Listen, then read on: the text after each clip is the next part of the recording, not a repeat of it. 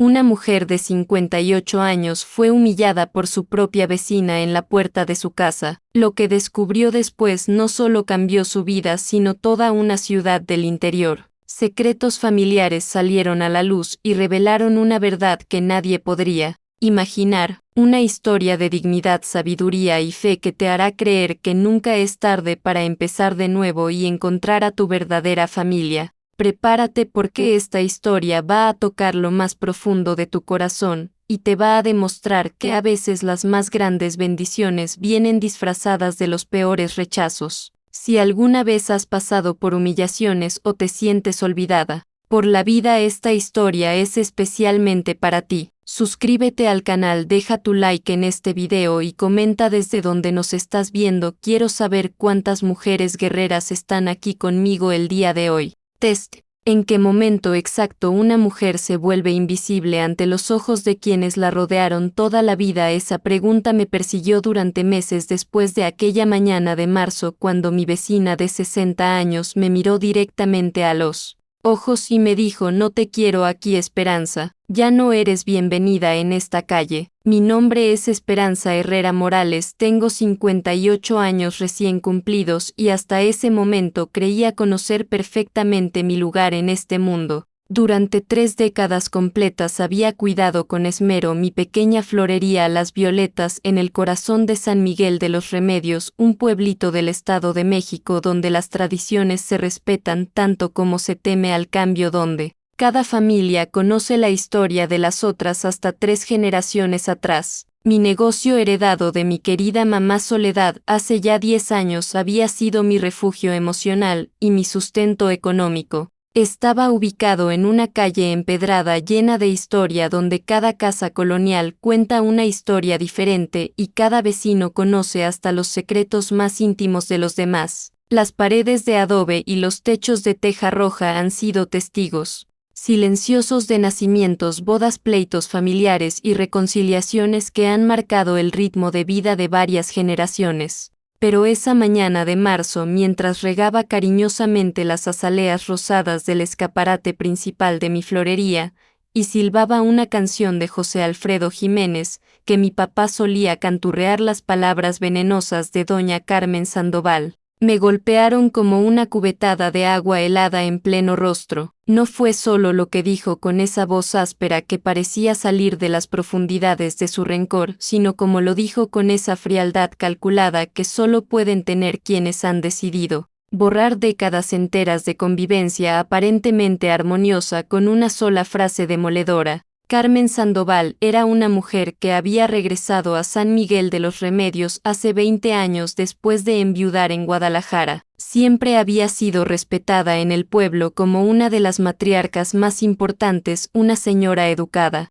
que había vivido en la ciudad grande y que por tanto conocía el mundo exterior. Sus opiniones tenían peso en las decisiones comunitarias, su palabra era escuchada con atención en las juntas vecinales, y cuando ella fruncía el ceño ante algo, la mayoría de los habitantes del pueblo automáticamente asumían que ese algo estaba mal. El impacto de sus palabras no se limitó solo al momento en que las pronunció. Durante los días siguientes comencé a notar cómo otros vecinos me miraban de manera diferente, cómo las conversaciones se interrumpían abruptamente cuando yo pasaba cerca, cómo las sonrisas cordiales que había conocido durante décadas se transformaron en gestos fríos y distantes. Mi madre Soledad Herrera de López me enseñó desde muy pequeñita que las flores hablan el lenguaje universal del corazón cuando las palabras humanas fallan miserablemente. Mira bien, mijita preciosa, me decía cada mañana mientras acomodaba meticulosamente los claveles rojos y blancos en el mostrador principal de la florería. Cada flor tiene su momento perfecto, su propósito específico en este mundo. Las rosas rojas para el amor apasionado, las rosas blancas para el amor puro, las margaritas para la amistad verdadera, los girasoles para mantener viva la esperanza, los crisantemos para honrar a nuestros difuntos queridos. Nunca en mis peores pesadillas imaginé que algún día necesitaría desesperadamente encontrar una flor que expresara de manera adecuada el dolor profundo de la traición, el sentimiento amargo de ser rechazada por quien consideré una tía honoraria durante la mayor parte de mi vida adulta. Crecí literalmente entre pétalos sedosos y tierra húmeda que olía a vida nueva, aprendiendo desde niña que la paciencia infinita es la virtud más importante y necesaria de cualquier florista que se respete. Durante mi infancia y adolescencia, observaba fascinada cómo mi mamá se levantaba religiosamente antes del alba cuando las estrellas aún brillaban en el cielo morado del amanecer para hacer el viaje en camión hasta el gran mercado de Jamaica en la Ciudad de México. Allí en medio del bullicio ensordecedor de miles de comerciantes que pregonaban sus productos, mi madre seleccionaba una por una las flores más frescas de toda la capital, examinando cada tallo con la experiencia de décadas, tocando delicadamente cada pétalo para asegurarse de su calidad, negociando precios con la misma determinación férrea con que defendía a su familia de cualquier injusticia o problema. Era una mujer físicamente pequeña de estatura, apenas 1,5 metros de altura, pero poseía un carácter gigantesco que llenaba cualquier habitación donde se encontrara. Tenía esa fuerza interior que solo desarrollan las mujeres que han criado hijos solas, que han construido negocios desde cero, que han enfrentado la vida de frente sin quejarse ni pedir lástima a nadie. Jamás permitió que ninguna persona, sin importar su posición social o económica, la menospreciara o tratara con condescendencia. De mi madre heredé 3 características fundamentales que definieron completamente mi personalidad adulta y que se convertirían en factores decisivos durante la crisis más importante de mi vida: una terquedad inquebrantable que me hacía persistir obstinadamente donde otros se rendían sin luchar, una generosidad genuina y desinteresada que me llevaba instintivamente a ayudar a cualquier persona necesitada sin esperar nada a cambio, y la mala costumbre de guardar rencores y resentimientos, como si fueran semillas venenosas que algún día florecerían inevitablemente en venganza. Estas 3 características aparentemente contradictorias se entrelazaron de manera compleja y dolorosa cuando me enfrenté al conflicto más desafiante y transformador de toda mi vida adulta, los primeros 3 meses después del incidente inicial. Con doña Carmen fueron como navegar en aguas tormentosas, sin brújula, sin mapa, sin saber hacia dónde dirigir la embarcación de mi vida para encontrar aguas tranquilas. La clientela fiel de las Violetas comenzó a disminuir drásticamente semana tras semana, no por casualidad o por cambios en el mercado local, sino porque doña Carmen había logrado, con la habilidad política de una experta manipuladora, que medio pueblo me diera la espalda de manera coordinada y sistemática. En San Miguel de los Remedios, cuando una matriarca respetada y temida como Carmen Sandoval te marca públicamente con el dedo acusador, es exactamente como si te pusieran una etiqueta invisible pero perfectamente legible que todos los habitantes del pueblo pueden leer y entender excepto la persona marcada. Es una forma de ostracismo social que funciona con una eficiencia aterradora en comunidades pequeñas donde la reputación lo es todo. Las señoras que durante años habían venido religiosamente cada viernes a comprar flores frescas para decorar sus altares domésticos ahora cruzaban la calle cuando me veían acercarme. Los jóvenes que compraban ramos para sus novias en fechas especiales súbitamente descubrieron que existían otras florerías en pueblos vecinos. Incluso don Joaquín, el panadero, que había sido cliente desde que abrí el negocio, dejó de saludarme con esa cordialidad genuina que había caracterizado nuestra relación comercial durante décadas. Me sexta obligada a los casi 60 años de edad a reinventar completamente mi forma de hacer negocios, algo que jamás había imaginado que tendría que hacer a esta altura de mi vida. Tuve que aprender sobre ventas por internet, sobre el funcionamiento misterioso de las redes sociales, sobre sistemas de entrega a domicilio y marketing digital. Mis dedos, acostumbrados durante décadas a acariciar suavemente pétalos delicados y a manejar tierra húmeda, ahora luchaban torpemente con el teclado de una computadora que mi sobrino Eduardo me había regalado 3 años atrás para mi cumpleaños, y que hasta entonces había usado exclusivamente para buscar recetas de cocina tradicional mexicana en internet. Durante ese periodo de adaptación forzosa comencé a explorar metódicamente el desván polvoriento de mi casa familiar buscando desesperadamente cualquier cosa de valor que pudiera vender para mantener a flote el negocio que representaba no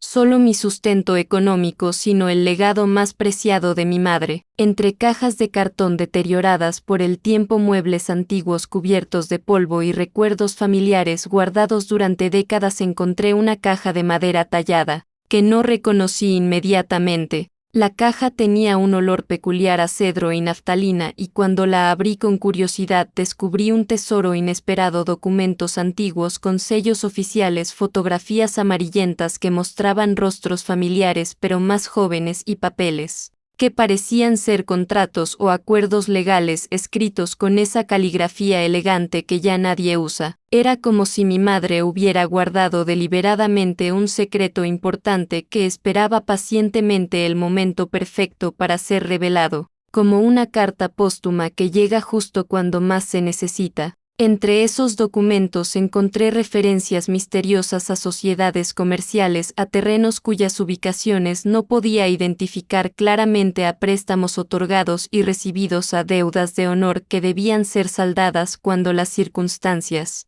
lo permitieran. Todo estaba redactado en un lenguaje legal anticuado que me resultaba difícil de interpretar, pero que claramente contenía información importante sobre la historia familiar que yo desconocía por completo. Justo cuando pensé que estaba completamente sola en mi batalla contra la hostilidad creciente del pueblo, cuando creí que no quedaba nadie dispuesto a darme el beneficio de la duda, la vida me mandó un aliado inesperado en la figura de Leonardo Martínez Guerrero, un abogado recién egresado de la Universidad Nacional Autónoma de México que había decidido abrir su primer despacho profesional en el local comercial exactamente enfrente de mi florería. ¿En qué momento exacto una mujer se vuelve invisible ante los ojos de quienes la rodearon toda la vida? Esa pregunta me persiguió durante meses después de aquella mañana de marzo cuando mi vecina de 60 años me miró directamente a los ojos y me dijo: no te quiero aquí, Esperanza, ya no eres bienvenida en esta calle. Mi nombre es Esperanza Herrera Morales, tengo 58 años recién cumplidos y hasta ese momento creía conocer perfectamente mi lugar en este mundo.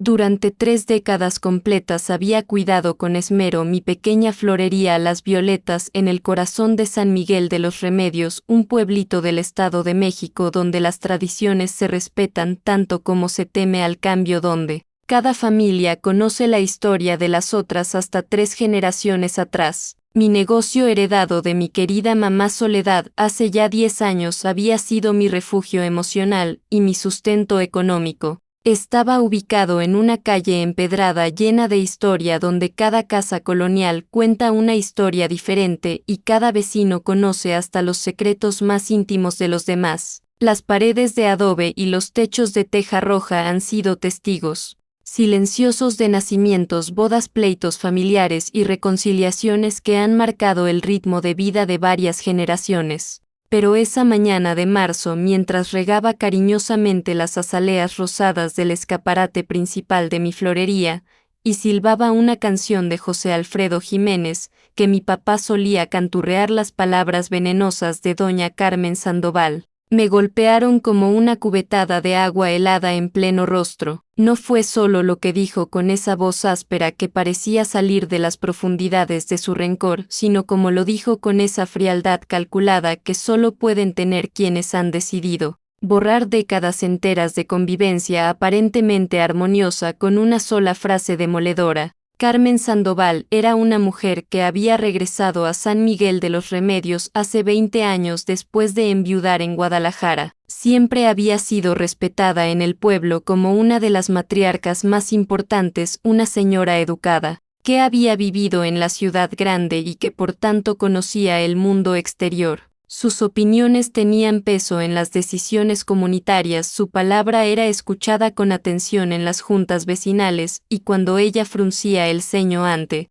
algo, la mayoría de los habitantes del pueblo automáticamente asumían que ese algo estaba mal. El impacto de sus palabras no se limitó solo al momento en que las pronunció. Durante los días siguientes comencé a notar cómo otros vecinos me miraban de manera diferente, cómo las conversaciones se interrumpían abruptamente cuando yo pasaba cerca, como las sonrisas cordiales que había conocido durante décadas se transformaron en gestos fríos y distantes. Mi madre Soledad Herrera de López me enseñó desde muy pequeñita que las flores hablan el lenguaje universal del corazón cuando las palabras humanas fallan miserablemente. Mira bien, mijita preciosa, me decía cada mañana mientras acomodaba meticulosamente los claveles rojos y blancos en el mostrador principal de la florería. Cada flor tiene su momento perfecto, su propósito específico en este mundo. Las rosas rojas para el amor apasionado, las rosas blancas para el amor puro, las margaritas para la amistad verdadera, los girasoles para mantener viva la esperanza, los crisantemos para honrar a nuestros difuntos queridos. Nunca en mis peores pesadillas imaginé que algún día necesitaría desesperadamente encontrar una flor que expresara de manera adecuada el dolor profundo de la traición, el sentimiento amargo de ser rechazada por quien consideré una tía honoraria durante la mayor parte de mi vida adulta. Crecí literalmente entre pétalos sedosos y tierra húmeda que olía a vida nueva, aprendiendo desde niña que la paciencia infinita es la virtud más importante y necesaria de cualquier florista que se respete. Durante mi infancia y adolescencia, observaba fascinada cómo mi mamá se levantaba religiosamente antes del alba, cuando las estrellas aún brillaban en el cielo morado del amanecer, para hacer el viaje en camión hasta el gran mercado de Jamaica en la Ciudad de México. Allí, en medio del bullicio ensordecedor de miles de comerciantes que pregonaban sus productos, mi madre seleccionaba una por una las flores más frescas de toda la capital, examinando cada tallo con la experiencia de décadas, tocando delicadamente cada pétalo para asegurarse de su calidad, negociando precios con la misma determinación férrea con que defendía a su familia de cualquier injusticia o problema. Era una mujer físicamente pequeña, de estatura apenas 1,5 metros de altura, pero poseía un carácter gigantesco que llenaba cualquier habitación donde se encontrara. Tenía esa fuerza interior que solo desarrollan las mujeres que han criado hijos solas, que han construido negocios desde cero, que han enfrentado la vida de frente sin quejarse ni pedir lástima a nadie. Jamás permitió que ninguna persona, sin importar su posición social o económica, la menospreciara o tratara con condescendencia. De mi madre heredé 3 características fundamentales que definieron completamente mi personalidad adulta y que se convertirían en factores decisivos durante la crisis más importante de mi vida: una terquedad inquebrantable que me hacía persistir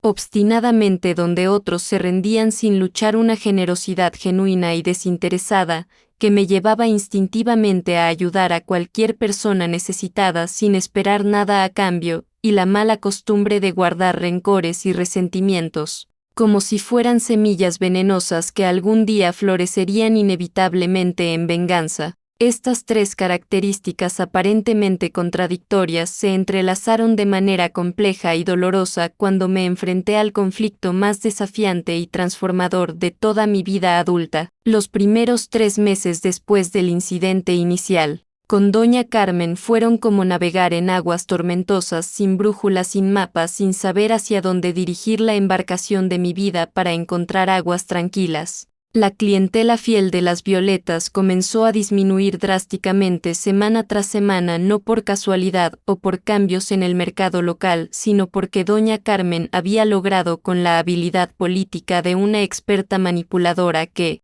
medio pueblo me diera la espalda de manera coordinada y sistemática. En San Miguel de los Remedios, cuando una matriarca respetada y temida como Carmen Sandoval te marca públicamente con el dedo acusador, es exactamente como si te pusieran una etiqueta invisible pero perfectamente legible que todos los habitantes del pueblo pueden leer y entender excepto la persona marcada. Es una forma de ostracismo social que funciona con una eficiencia aterradora en comunidades pequeñas donde la reputación lo es todo. Las señoras que durante años habían venido religiosamente cada viernes a comprar flores frescas para decorar sus altares domésticos ahora cruzaban la calle cuando me veían acercarme. Los jóvenes que compraban ramos para sus novias en fechas especiales súbitamente descubrieron que existían otras florerías en pueblos vecinos. Incluso don Joaquín el panadero, que había sido cliente desde que abrí el negocio, dejó de saludarme con esa cordialidad genuina que había caracterizado nuestra relación comercial durante décadas. Me sexta obligada a los casi 60 años de edad a reinventar completamente mi forma de hacer negocios, algo que jamás había imaginado que tendría que hacer a esta altura de mi vida. Tuve que aprender sobre ventas por Internet, sobre el funcionamiento misterioso de las redes sociales, sobre sistemas de entrega a domicilio y marketing digital. Mis dedos, acostumbrados durante décadas a acariciar suavemente pétalos delicados y a manejar tierra húmeda, ahora luchaban torpemente con el teclado de una computadora que mi sobrino Eduardo me había regalado 3 años atrás para mi cumpleaños, y que hasta entonces había usado exclusivamente para buscar recetas de cocina tradicional mexicana en Internet. Durante ese periodo de adaptación forzosa comencé a explorar metódicamente el desván polvoriento de mi casa familiar, buscando desesperadamente cualquier cosa de valor que pudiera vender para mantener a flote el negocio que representaba no solo mi sustento económico, sino el legado más preciado de mi madre. Entre cajas de cartón deterioradas por el tiempo, muebles antiguos cubiertos de polvo y recuerdos familiares guardados durante décadas, encontré una caja de madera tallada, que no reconocí inmediatamente. La caja tenía un olor peculiar a cedro y naftalina, y cuando la abrí con curiosidad descubrí un tesoro inesperado: documentos antiguos con sellos oficiales, fotografías amarillentas que mostraban rostros familiares pero más jóvenes, y papeles que parecían ser contratos o acuerdos legales escritos con esa caligrafía elegante que ya nadie usa. Era como si mi madre hubiera guardado deliberadamente un secreto importante que esperaba pacientemente el momento perfecto para ser revelado, como una carta póstuma que llega justo cuando más se necesita. Entre esos documentos encontré referencias misteriosas a sociedades comerciales, a terrenos cuyas ubicaciones no podía identificar claramente, a préstamos otorgados y recibidos, a deudas de honor que debían ser saldadas cuando las circunstancias lo permitieran. Todo estaba redactado en un lenguaje legal anticuado que me resultaba difícil de interpretar, pero que claramente contenía información importante sobre la historia familiar que yo desconocía por completo.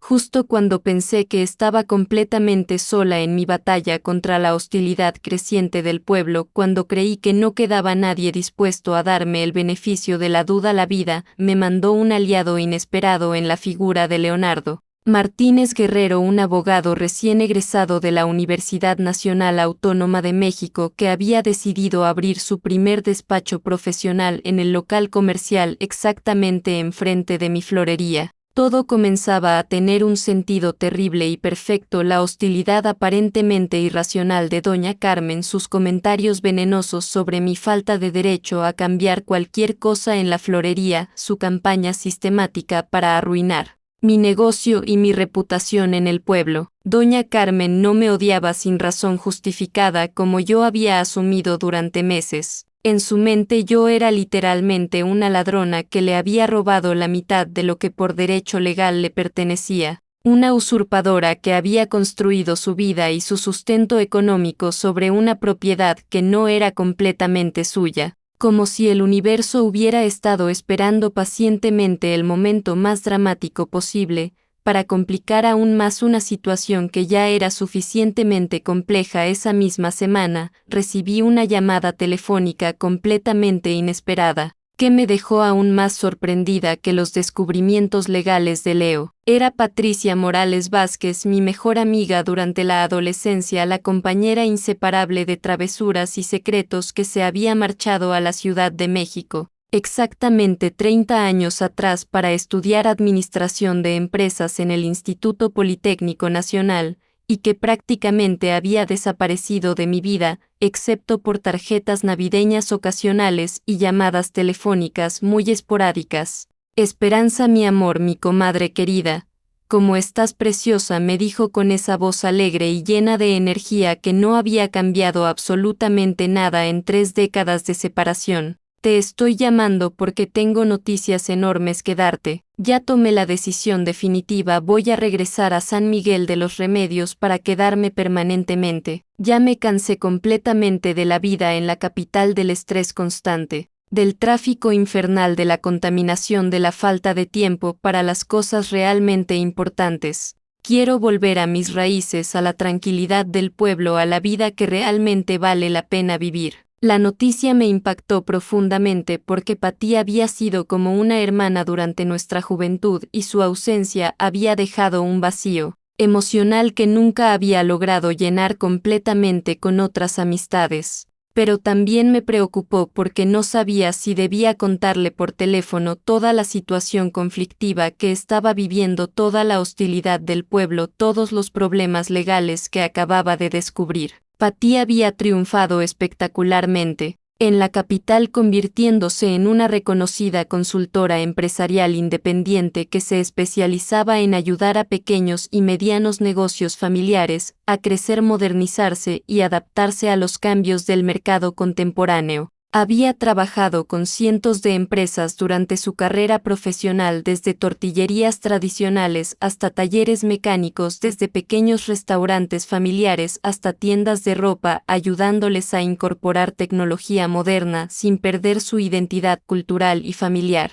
Su regreso a San Miguel no podía haber llegado en un momento más apropiado, aunque yo todavía no sabía si su presencia sería una bendición o una complicación adicional en mi vida ya suficientemente complicada. Cuando llegó exactamente una semana después, manejando una camioneta Honda último modelo de color azul metálico y vestida con esa elegancia casual pero sofisticada que solo pueden permitirse las mujeres verdaderamente exitosas, me abrazó con tanto cariño y entusiasmo como si no hubieran pasado los años, como si fuéramos todavía las adolescentes de 17 años que se despidieron con lágrimas en los ojos en la estación de autobuses del pueblo. Aira, comadre querida, como te he extrañado todos estos años, me dijo mientras me apretaba fuertemente contra su pecho. Pero me da muchísimo gusto verte, aunque, perdóname la pregunta directa, pero ¿por qué tienes esa cara de preocupación constante? ¿Qué está pasando en tu vida que no me estás contando? Su perspicacia para leer las emociones humanas no había disminuido nada durante su ausencia. Todavía podía ver a través de cualquier máscara emocional que yo tratara de usar, exactamente como cuando éramos jóvenes, y ella siempre sabía cuando yo estaba mintiendo sobre alguna travesura o escondiendo algún problema familiar.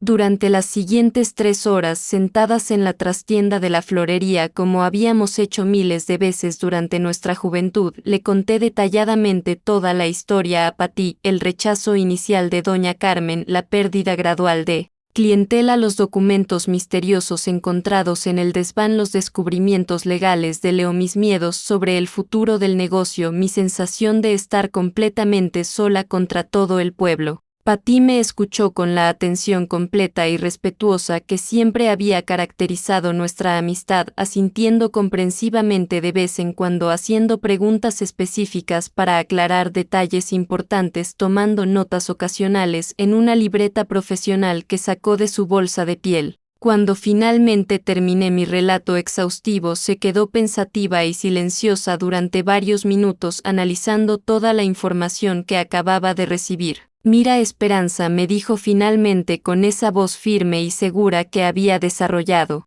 durante su carrera empresarial. Desde mi perspectiva profesional, esto no es fundamentalmente un problema insuperable. Al contrario, es una oportunidad extraordinaria disfrazada de crisis. Si doña Carmen realmente tiene derechos legales legítimos sobre una parte de este negocio, entonces hay que resolver esa situación de manera inteligente, profesional y mutuamente beneficiosa. Pero mientras resolvemos los aspectos legales, vamos a transformar y modernizar esta florería de tal manera que ni tu mamacita santa la va a reconocer cuando terminemos. Su entusiasmo y confianza eran absolutamente contagiosos. Por primera vez en meses comencé a sentir que tal vez existía una luz al final del túnel oscuro en que se había convertido mi vida cotidiana. Durante las siguientes semanas intensivas, Patty se convirtió literalmente en mi ángel de la guarda empresarial. y emocional. Me enseñó pacientemente a crear una página web profesional para la florería utilizando fotografías hermosas de mis arreglos florales más elegantes.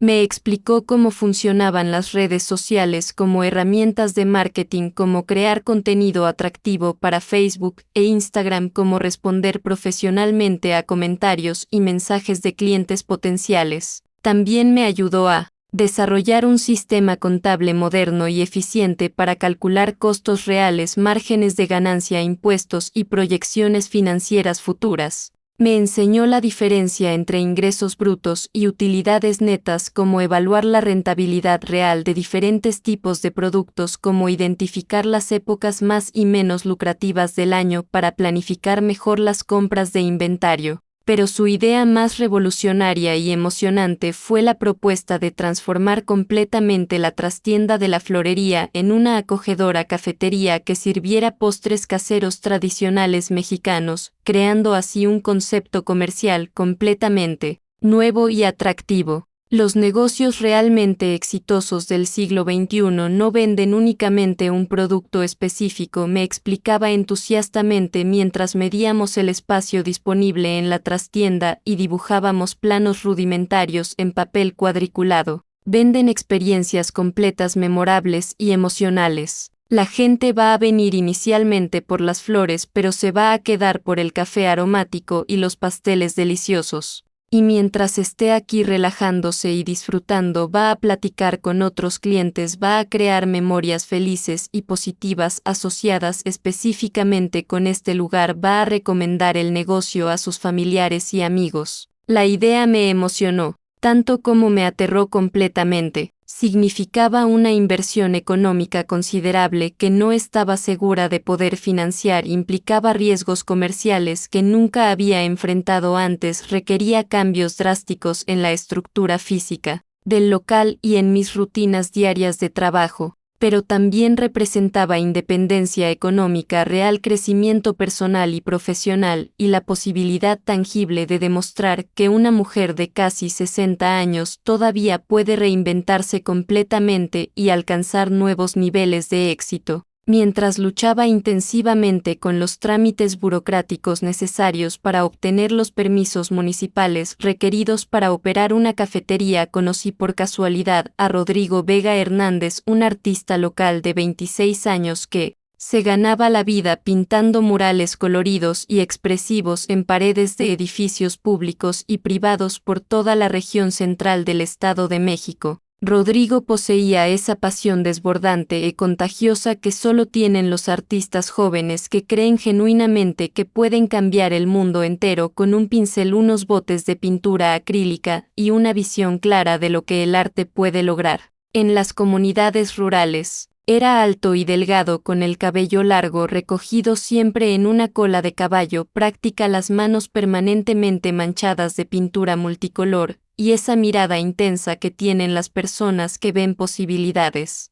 artísticas donde otros solo ven paredes vacías y oportunidades desperdiciadas. Doña Esperanza, su florería, tiene una pared lateral absolutamente perfecta para un mural que represente la verdadera identidad cultural de San Miguel de los Remedios. Me propuso una tarde soleada de mayo mientras admiraba contemplativamente la fachada lateral de mi negocio, caminando de un lado a otro como un director de cine que busca el ángulo perfecto para una escena importante. Imagínese esto: un jardín fantástico lleno de flores típicamente mexicanas como dalias, caléndulas, bugambilias, jacarandás mezcladas con mariposas monarcas en pleno vuelo, colibríes libando néctar, tal vez, incluso un quetzal, si me siento particularmente ambicioso. Continuó gesticulando expresivamente mientras describía su visión artística. Sería algo que haría que la gente se detenga obligatoriamente en la calle para tomar fotografías, que atraiga visitantes de pueblos vecinos, que se convierta en el símbolo visual de la renovación y modernización de nuestro barrio. Sería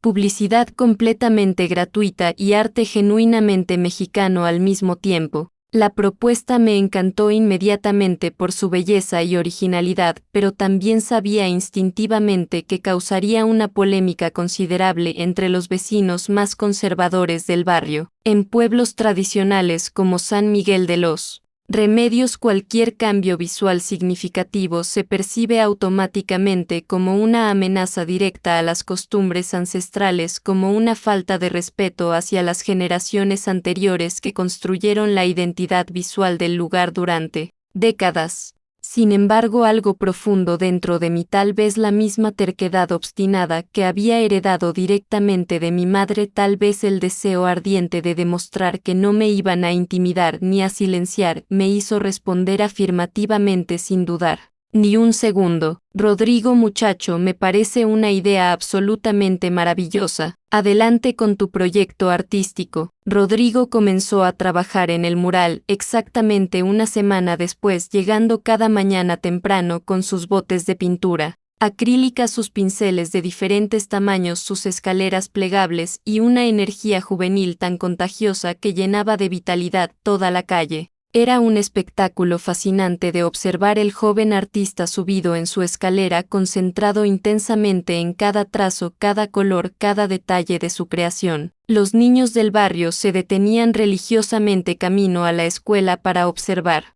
el progreso diario del mural, haciendo preguntas inocentes sobre las técnicas de pintura y pidiendo permiso para tocar los pinceles. Las señoras mayores espiaban discretamente desde sus ventanas entreabiertas, algunas con curiosidad genuina, otras con desaprobación evidente. Algunos vecinos se acercaban abiertamente para ofrecer comentarios que iban desde elogios entusiastas hasta críticas severas sobre la falta de respeto a las tradiciones del pueblo. El mural, que emergía gradualmente día tras día, era absolutamente espectacular, un jardín fantástico y surrealista, donde se mezclaban armónicamente flores mexicanas tradicionales, como enormes dalias rosadas y amarillas caléndulas naranjas, brillantes bugambilias moradas y rojas con mariposas monarcas de alas anaranjadas y negras colibríes esmeraldas, libando néctar de flores imposiblemente grandes, y un fondo de montañas azules que recordaban al Valle de México.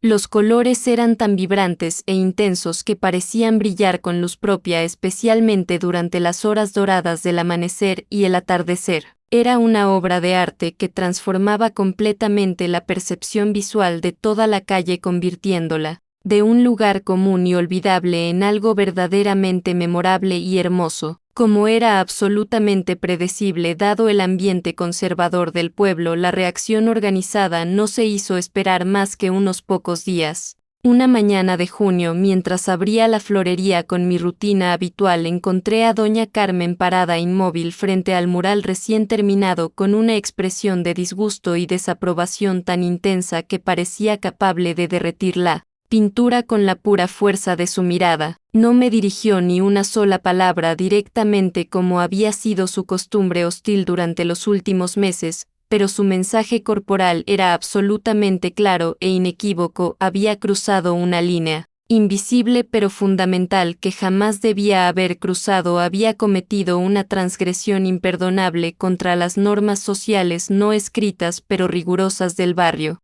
Durante las 2 semanas siguientes descubrí gradualmente que doña Carmen había estado trabajando sistemáticamente para organizar una petición formal entre todos los vecinos del barrio, solicitando que las autoridades municipales me obligaran legalmente a eliminar el mural, argumentando que alteraba irreversiblemente el carácter histórico y tradicional del barrio, que constituía una agresión visual contra la arquitectura colonial y que establecía un precedente peligroso que podría llevar a la comercialización descontrolada de toda la zona. Cuando Leo me mostró una copia de la petición que había conseguido a través de sus contactos en el ayuntamiento, sentí una mezcla devastadora de tristeza profunda y rabia impotente que me quemaba literalmente por dentro. La lista de firmantes incluía nombres de personas que yo conocía desde mi infancia, familias que habían comprado flores en mi negocio durante décadas, vecinos que habían compartido celebraciones y momentos difíciles conmigo durante años.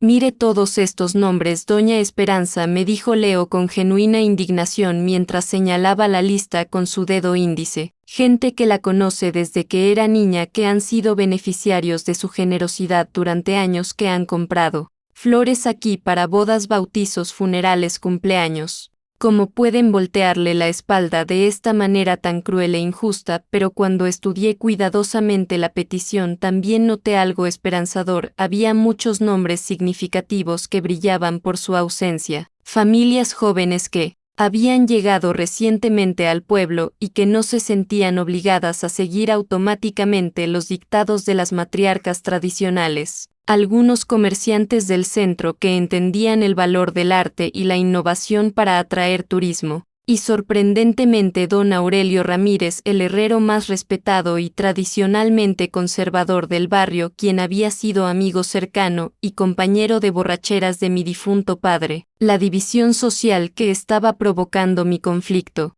con doña Carmen me dolía mucho más profundamente que la hostilidad abierta y directa. Ver cómo el pueblo que me había visto crecer se partía gradualmente en dos bandos irreconciliables por causa mía me hacía cuestionar seriamente si toda esta lucha por la modernización y el cambio realmente valía la pena, si no sería mejor para todos simplemente cerrar el negocio y mudarme a otro lugar donde pudiera empezar completamente de nuevo sin cargar con el peso aplastante del pasado familiar y las expectativas sociales. Algunas noches, especialmente durante las horas más silenciosas y solitarias de la madrugada, mientras regaba mecánicamente las plantas en la soledad absoluta de la florería cerrada, pensaba seriamente en vender todo lo que tenía y buscar un destino completamente diferente donde pudiera vivir en anonimato, sin historia, sin conflictos, sin la responsabilidad de cargar con el legado familiar que de repente se había vuelto tan pesado y complicado.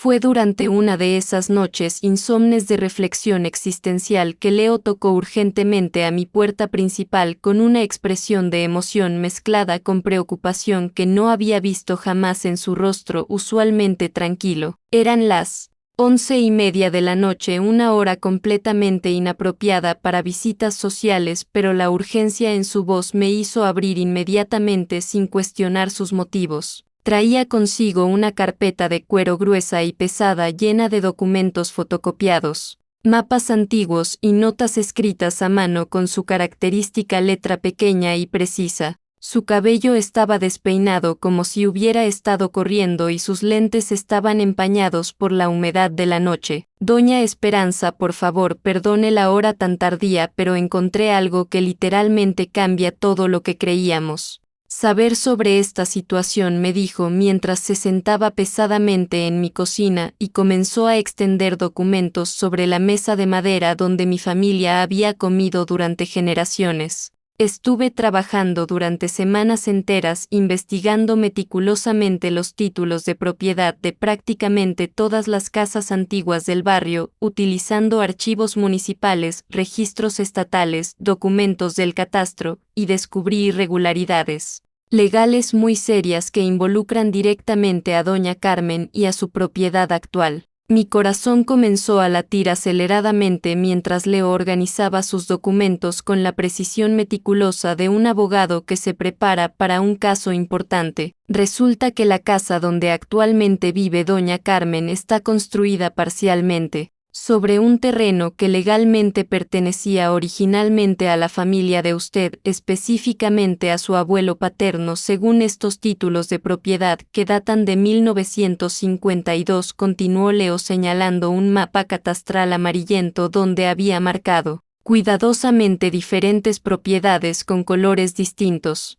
Cuando doña Carmen regresó de Guadalajara hace exactamente 20 años después de enviudar, compró su casa actual de los herederos de la familia Vázquez, pero aparentemente nadie verificó completamente que todos los límites territoriales fueran correctos y legales. Hay una franja de terreno de aproximadamente 100 metros cuadrados que técnicamente nunca fue transferida legalmente de su familia a los Vázquez y por tanto nunca pudo ser vendida legítimamente a doña Carmen. Leo hizo una pausa dramática para tomar aliento y para verificar que yo estuviera siguiendo sus explicaciones técnicas. Pero hay muchísimo más, doña Esperanza. La deuda misteriosa que mencionan repetidamente los documentos antiguos que encontramos en el desván de su madre no era exactamente lo que habíamos interpretado inicialmente. Mi respiración se volvió más rápida y superficial mientras esperaba la revelación que claramente Leo consideraba la más importante. Su mamá no era deudora de doña Carmen como habíamos asumido. Era exactamente lo contrario. Doña Carmen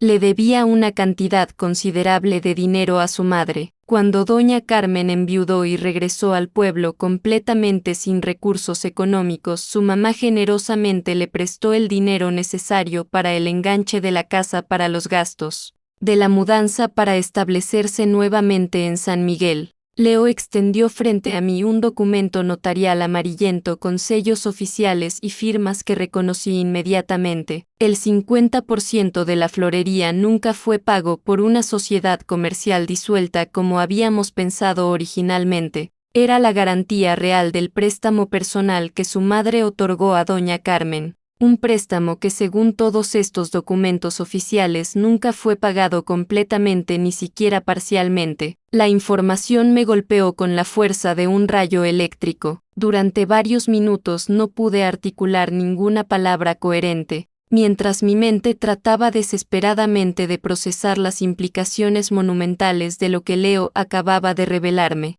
Todo este tiempo, durante todos estos meses de humillación y hostilidad, mientras doña Carmen me trataba públicamente como si fuera una ladrona despreciable que había usurpado ilegalmente su propiedad, ella era quien realmente tenía una deuda económica pendiente con mi familia. Más que eso, ella estaba viviendo literalmente en una casa construida parcialmente sobre terreno que legalmente me pertenecía por herencia directa de mi abuelo paterno. Esa noche no logré dormir ni un solo minuto, dándole vueltas obsesivamente en mi mente a toda la información demoledora que Leo había descubierto durante sus investigaciones exhaustivas. Por primera vez en muchos meses tenía en mis manos el poder real de cambiar completamente la dinámica de toda la situación, de revertir las tornas de manera dramática e irreversible. Podía confrontar directamente a doña Carmen con todos los documentos legales, exigir el pago inmediato de la deuda que había estado pendiente durante 2 décadas, incluso tomar acciones legales para recuperar la porción de su propiedad que técnicamente me pertenecía por derecho hereditario.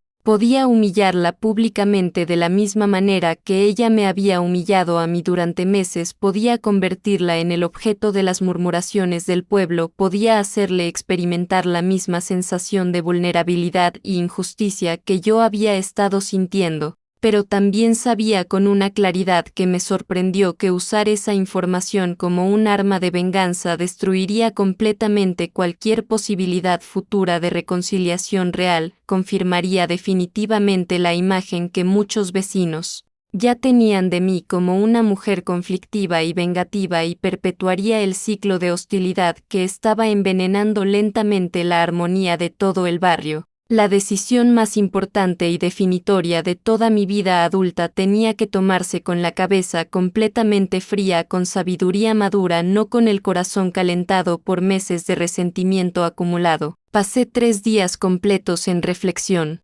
profunda, pidiéndole consejos silenciosos a mi madre en el pequeño altar doméstico que mantengo en la sala principal de mi casa, buscando señales divinas en cada flor que florecía espontáneamente en mi jardín personal, meditando sobre qué tipo de legado quería dejar en este mundo. Patty, quien había sido testigo silencioso pero comprensivo de mi lucha interna durante esos días de incertidumbre, finalmente decidió confrontarme directamente una tarde mientras preparábamos juntas el espacio de la trastienda para la inauguración oficial de la cafetería que habíamos decidido llamar Café Entre Flores. Esperanza, te conozco desde que éramos niñas traviesas y sé perfectamente que estás cargando con un peso emocional que no es completamente tuyo, me dijo mientras organizaba las sillas nuevas que habíamos comprado para los clientes. La pregunta fundamental no es qué puedes legalmente hacer con toda esa información que Leo descubrió, sino qué tipo de mujer quieres ser cuando toda esta crisis finalmente termine, qué tipo de historia quieres que se cuente sobre ti en este pueblo durante las próximas décadas. Sus palabras fueron como una bofetada amorosa pero firme que me despertó bruscamente de mi espiral destructivo de pensamientos vengativos. Me hizo darme cuenta de que tenía la oportunidad única de demostrar un tipo de grandeza moral que trasciende las victorias legales temporales. Después de 4 días de reflexión intensa y consulta espiritual, tomé la decisión más difícil pero más correcta de toda mi vida. Iba a hablar directamente con doña Carmen, pero no de la manera que había estado imaginando durante meses de resentimiento acumulado. En lugar de confrontarla agresivamente con los documentos legales como armas de humillación, elegí deliberadamente el camino más difícil pero más noble: la honestidad completa, la vulnerabilidad auténtica y la búsqueda genuina de comprensión mutua. Una tarde tranquila de julio, después de cerrar cuidadosamente la florería y de asegurarme de que no hubiera clientes rezagados en la cafetería nueva, caminé lentamente por la calle empedrada hasta la casa colonial de doña Carmen. Era una casa hermosa pintada de azul claro con marcos blancos en las ventanas, rodeada de un jardín pequeño pero meticulosamente cuidado donde crecían rosas rojas, geranios blancos y una bugambilia morada que trepaba por una de las paredes laterales. Toqué suavemente la puerta de madera tallada con los nudillos, esperando pacientemente mientras escuchaba los pasos lentos de doña Carmen acercándose desde el interior. Cuando finalmente abrió la puerta, su expresión facial cambió inmediatamente, de curiosidad casual a sorpresa genuina y después a esa desconfianza automática que había caracterizado todas nuestras interacciones durante los últimos meses. «¿Qué es lo que quieres exactamente, Esperanza?», me preguntó con voz fría sin hacer el menor gesto de invitarme a entrar a su hogar. «Quiero platicar contigo, Carmen, como dos mujeres adultas que han vivido demasiados años en este mismo pueblo, para seguir comportándose como niñas caprichosas que se pelean por juguetes», respondí con toda la serenidad que pude reunir, mirándola directamente a los ojos, sin agresividad pero también sin sometimiento.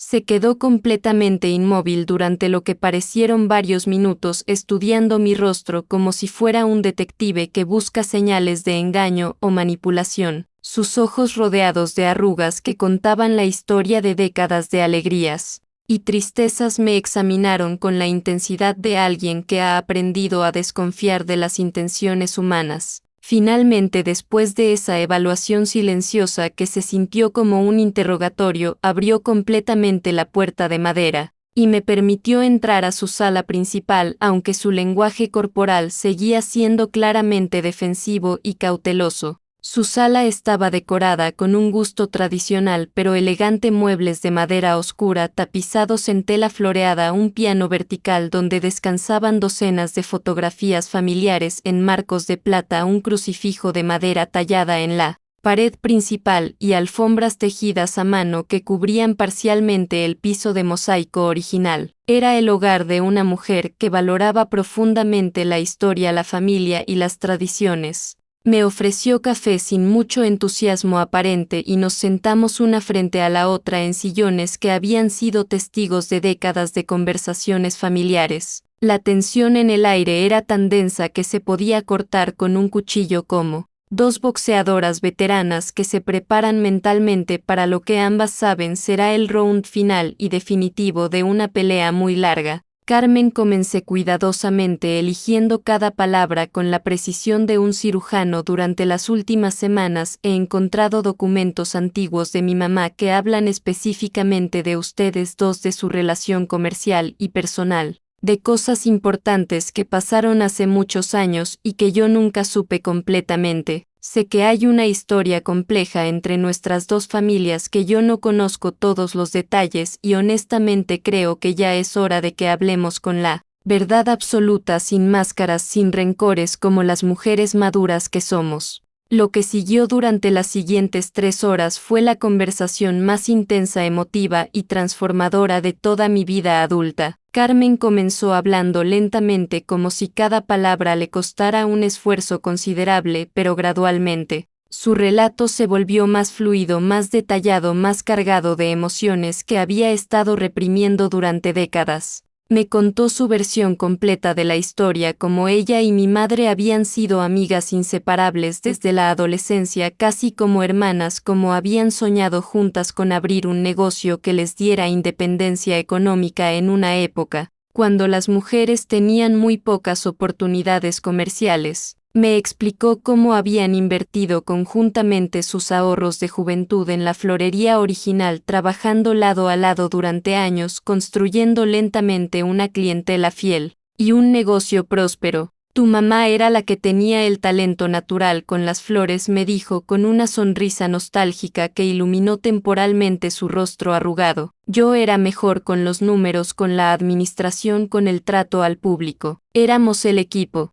perfecto, completamente complementarias. Me contó cómo la vida cambió drásticamente cuando conoció a Roberto Sandoval, un comerciante próspero de Guadalajara que había venido a San Miguel para una feria regional. Cómo se enamoró perdidamente de él, cómo decidió casarse y mudarse a Guadalajara para construir una nueva vida como esposa de un hombre exitoso, cómo tuvo que abandonar todo lo que había construido aquí, incluyendo la sociedad comercial. Con mi madre, pensé que estaba haciendo lo correcto, continuó con lágrimas comenzando a formarse en sus ojos. En esa época una mujer casada se dedicaba completamente a su esposo y su hogar. Creí que Roberto me daría la seguridad y la felicidad que necesitaba. Me describió los 20 años que pasó en Guadalajara, la opulencia inicial que gradualmente se transformó en dificultades económicas cuando los negocios de Roberto comenzaron a fallar, la soledad de vivir en una ciudad grande,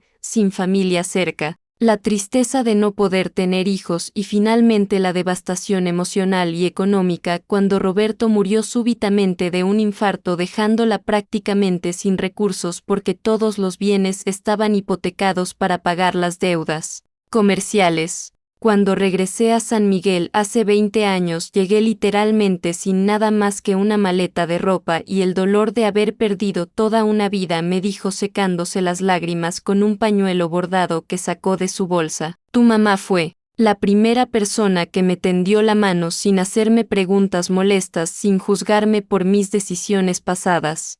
Me prestó el dinero que necesitaba para comprar esta casa, me ayudó a establecerme nuevamente, me prometió que eventualmente arreglaríamos la situación legal de la florería cuando yo estuviera más estable emocionalmente. Entonces fue mi turno de hablar y también lloré mientras le contaba mi perspectiva de la historia, cómo había crecido creyendo que la florería era completamente propiedad familiar, cómo había luchado sola para mantenerla viva y próspera. Después de la muerte súbita de mi madre, como su rechazo reciente me había lastimado tan profundamente porque siempre la había considerado una tía honoraria, una figura materna sustituta después de quedarme huérfana. Carmen, le dije finalmente, cuando ambas habíamos agotado nuestras lágrimas y nuestras historias, mi abogado encontró todos los documentos que comprueban lo que me acabas de contar. Sé que mi mamá te prestó dinero, sé que nunca lo pagaste, sé que técnicamente tienes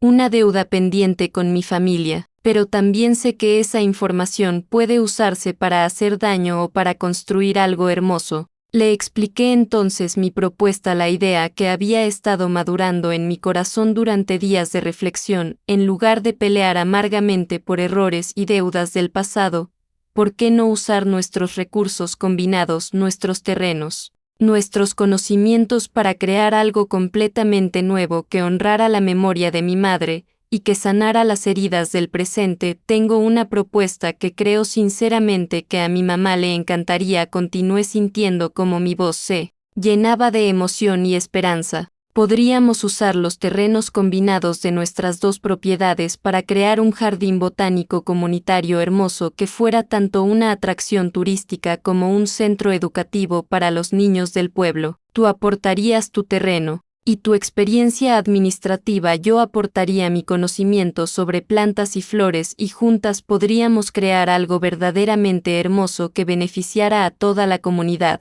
Carmen me miró en silencio durante lo que parecieron horas, pero probablemente fueron solo minutos. Pude ver en sus ojos cómo procesaba la propuesta, cómo evaluaba las posibilidades, cómo luchaba internamente entre el orgullo herido y la oportunidad.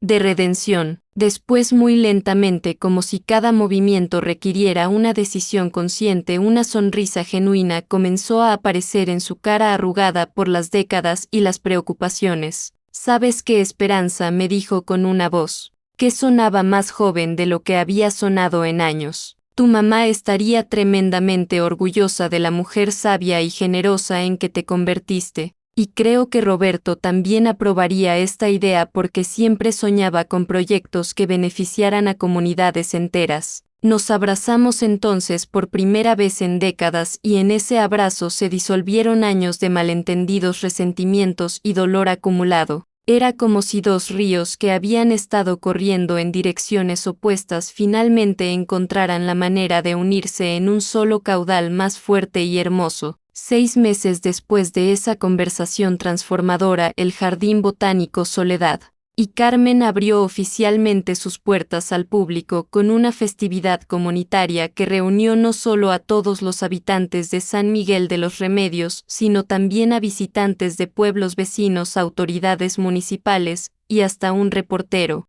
del periódico regional que escribió un artículo hermoso sobre la reconciliación que floreció en Jardín. El mural vibrante de Rodrigo se había convertido en el símbolo visual del renacimiento completo de nuestro barrio, atrayendo constantemente visitantes de otras ciudades que venían específicamente para tomar fotografías y para disfrutar de la experiencia única del café entre flores, que ahora servía no solo los mejores postres tradicionales mexicanos de toda la región, sino también talleres semanales de jardinería, clases de arreglos florales y exposiciones mensuales de arte local. Leo había decidido establecerse permanentemente en San Miguel, especializándose en derecho agrario y patrimonial, ayudando a otros habitantes del pueblo a resolver problemas similares de títulos de propiedad y herencias complicadas. Patty había abierto una consultoría regional exitosa que ayudaba a pequeños negocios familiares de toda la zona a modernizarse sin perder su identidad cultural tradicional. Rodrigo había recibido comisiones para crear murales en 3 pueblos vecinos, iniciando un movimiento artístico que estaba transformando visualmente toda la región. Pero el cambio más importante y profundo había ocurrido en mi propio corazón y en mi comprensión de lo que realmente significa la fortaleza femenina. Aprendí que la verdadera fuerza no proviene de ganar batallas legales o de humillar a los enemigos, sino de tener la sabiduría emocional para reconocer cuando es mejor construir puentes en lugar de levantar murallas, cuando es más valioso plantar jardines que cavar trincheras. Mi terquedad heredada había servido perfectamente para no rendirme durante los momentos más difíciles. Mi generosidad natural había encontrado finalmente su propósito más noble y efectivo, y por fin había aprendido la lección más difícil de todas: soltar completamente los rencores que solo envenenan el alma de quien los carga, convirtiéndolos en abono fértil para el crecimiento de algo nuevo y hermoso.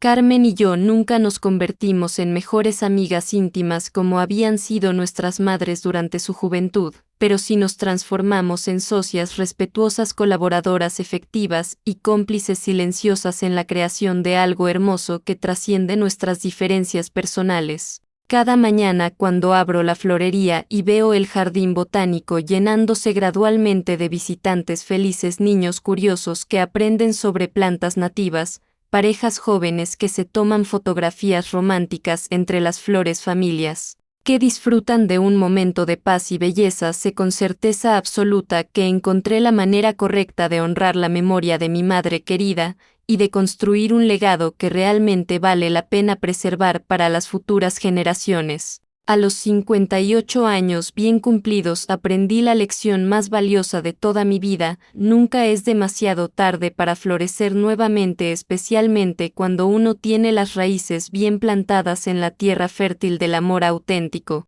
el perdón generoso y la esperanza infinita. Las flores más hermosas a menudo crecen en los jardines que han sido fertilizados con las lágrimas del dolor, transformado en sabiduría, regados con la lluvia del perdón mutuo y cuidados con las manos expertas del amor que ha aprendido a dar sin esperar nada a cambio. En este pueblo pequeño donde las tradiciones se mezclan ahora armoniosamente con la innovación, donde las generaciones anteriores y las nuevas han aprendido a respetarse mutuamente, donde las flores antiguas crecen junto a especies modernas, en el mismo jardín diverso, entendí finalmente que la verdadera belleza surge cuando dejamos de pelear contra nuestras diferencias y comenzamos a celebrar la riqueza que viene de la diversidad auténtica. El jardín botánico se convirtió en mucho más que un simple atractivo turístico. Se transformó en el corazón palpitante de una comunidad renovada, en un laboratorio viviente donde los niños del pueblo aprenden sobre botánica, ecología y respeto por la naturaleza. Las escuelas de la región organizan excursiones educativas regulares y Carmen ha desarrollado un programa especial para enseñar a las personas mayores sobre plantas medicinales tradicionales, conectando la sabiduría ancestral con el conocimiento científico moderno. Los fines de semana el jardín se llena de familias que vienen de pueblos cercanos para disfrutar de un día de campo diferente, rodeados de belleza natural cuidadosamente cultivada. Los jóvenes del pueblo han encontrado trabajos de medio tiempo, como guías turísticos, fotógrafos especializados en eventos al aire libre y vendedores de productos artesanales en la pequeña tienda de regalos que instalamos en una de las esquinas del jardín. Durante las tardes más tranquilas, cuando el sol se pone detrás de las montañas que rodean San Miguel de los Remedios y las flores desprenden sus aromas más intensos, Carmen y yo nos sentamos en las bancas de hierro forjado que mandamos fabricar con don Aurelio, el herrero del pueblo, y contemplamos en silencio el milagro que hemos creado juntas. A veces hablamos de nuestras madres, de cómo habrían reaccionado al ver este jardín floreciente donde una vez hubo solo rencores y malentendidos. Otras veces planificamos nuevas secciones del jardín, discutimos qué especies de plantas deberíamos introducir en la próxima temporada, o simplemente disfrutamos del espectáculo natural de las mariposas que han llegado en cantidades sorprendentes, atraídas por la diversidad de flores nativas.